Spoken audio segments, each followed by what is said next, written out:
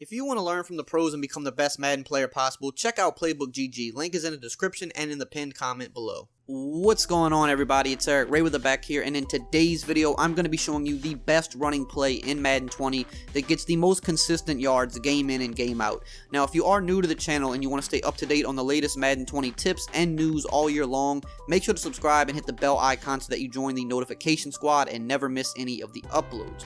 So today, like I said, we're going to show the best run play in the game. If you remember, about a week or so ago, I did a video called the top 5 best runs in the game, the types of runs.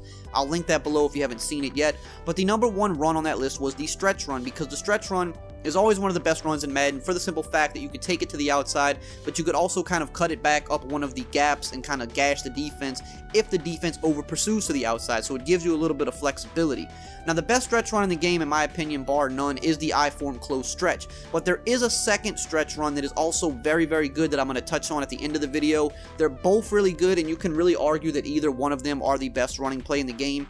But for me personally, I think the I-form close stretch is the best because the I-form close as a formation is just so good. You have a bunch of different good passing plays out of it and multiple run plays, so you can give your opponent different looks out of the same formation. And I'm going to actually be doing a mini scheme on this very soon on the channel, but for today we're just going to focus on how good the stretch is out of this and how to run it, and it's honestly very easy. There's a reason most of the pro players are using this formation and this run right now, because it's not hard to see. As soon as you got the game, the Raiders playbook is the best playbook in the game. This is one of the best formations in the playbook, and if you run the stretch a couple times, it's very easy to see why it's so good. So that's why a lot of people are using it. Now, in terms of how to stop the stretch, I will have a run defense video coming very soon that'll show you how to stop these types of runs, but for today, let's just focus on the actual halfback stretch itself. So the I-close stretch, you can find this in the Saints playbook, the Raiders playbook, and also the Vikings playbook. The Saints and Raiders are the two that I would recommend using, as they are two of the better playbooks in the game, or if you want, you could add this to a custom playbook. Now, there's two ways I like to run this, and I'm going to show you both ways. There's also a second stretch run that I want to show you at the end of the video, because that one is also pretty much equally as good as this one. The reason I think that this one is just a little bit better is because of the fact that the formation is better. So the first way I like to run this one is just to the strong side, behind the tight end. Now, something you want to note with stretch runs is you're going to usually get to the outside. You're going to get a one-on-one with a defender pretty often. There's two things you're going to want to do when you actually get to the outside with the defender. You're either going to want to try to stiff arm him if you have a running back that has the arm bar ability. Otherwise, you're going to want to juke back to the inside, because these two things can be used to break tackles or make defenders miss very consistently. As you see right here, we throw the guy off with the stiff arm and we score a touchdown. Now, the stiff arm, like I said, if you have the arm bar ability, this is a very, very powerful move. The running backs that have this in the game right now are Todd Gurley, Ezekiel Elliott, Le'Veon Bell, and Nick Chubb. More people may get this throughout the year, but right now, this is a pretty overpowered ability. So if you have one of those guys and you get to the one-on-one on the outside with the stretch, you want to just spam the stiff arm button right now, which is A on Xbox or X on PlayStation. You see there at the end, we hit a stiff arm and we got a few extra yards there. Now, they are going to be patching the arm bar, to my knowledge, to where it's going to be more timing based. It's still going to work, but you're going to have to actually time it. But as of right now, until that update, you literally can just spam the button and have pretty good success with the stiff arm.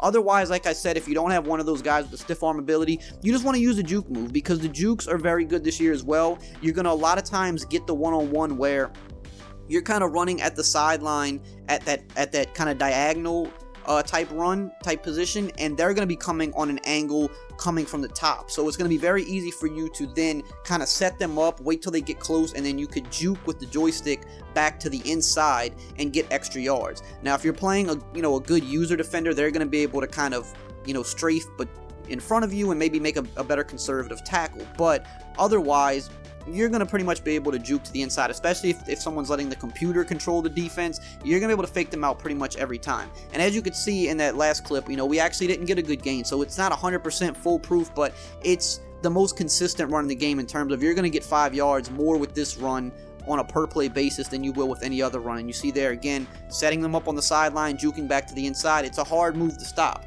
Now, this is the second way that I like to use the run, which is actually flipping the run to the weak side, but then I motion the wide receiver over to now make it the strong side, and I like to hike the ball right after he passes the offensive line. And It's just something about the stretches, specifically certain ones, that the wide receivers just really get good run blocking with them, and this is one of them. So I flip the run to the left by using the joystick, flipping the right joystick to the left, and then if you want to motion a guy, you just press B or circle to cycle through your players. Once you get on that player, then you can use the D-pad to motion him to whichever side you want. So since we're actually motioning him left here, we're clicking the D-pad to the left, and he's coming over to that left side. And you see that we're getting very, very consistent good yards with this. And one reason I like doing this is because if you run this stretch a few times, you might have somebody that overcompensates that side. Maybe they slide their linebackers and their D-line over that side. They're just getting a little bit more, bodies on that side. And then if you hurry up and you motion this guy over, by the time they realize what you're doing, they can't really reset their entire defense up, and now they're weaker to that side. But you see, even in this video, we're not actually adjusting the defense at all to overcompensate to one side or the other, and we're still getting good success going to the left.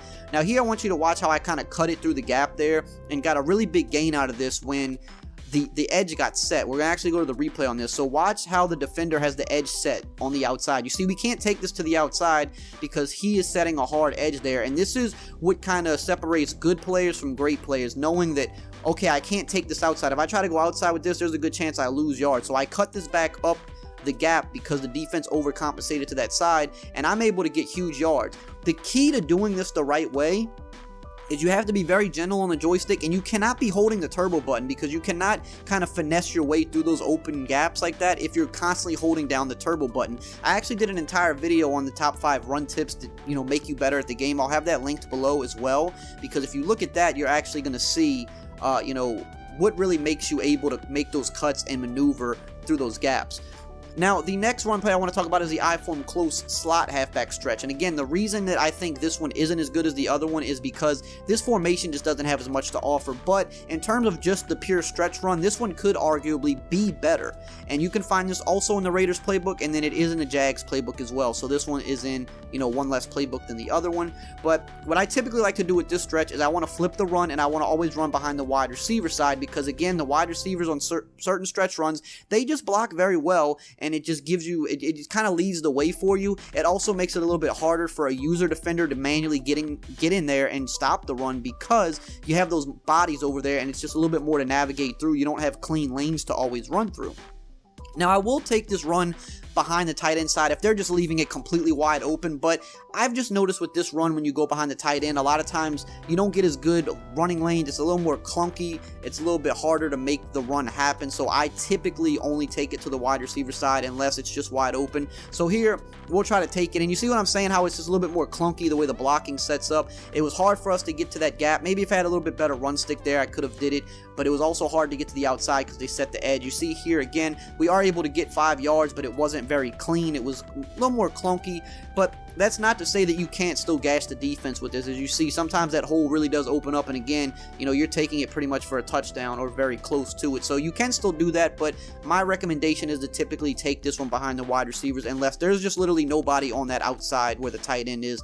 Then you take it to that side. But again, you want to make sure you're not holding turbo behind the line of scrimmage, which is what I covered in my running tips video that I'll have linked below, because especially with a run like this, that'll create block sheds a lot quicker for the defense. If you're just holding the turbo as soon as you get the ball, you want to be very careful on the joystick. You don't want to hold turbo until you get to the outside, until you see daylight, because you may need to cut this back up one of the gaps when the defense sets a hard edge. You may have to hit a certain hole, and that is a lot harder to do if you're just mashing turbo the entire time. You want to just be only on the joystick until you get to an area where you're able to pull away. So right here, now I'm trying to hit turbo because I've got around the edge, and now I'm just trying to pick up as many yards as possible before the next defender gets near me. But when I'm behind that line of scrimmage, I'm trying to be patient and just see, okay, where's the defense setting up? Are they on the outside? Do I need to cut it back up, or do I just need to make a beeline for the sideline?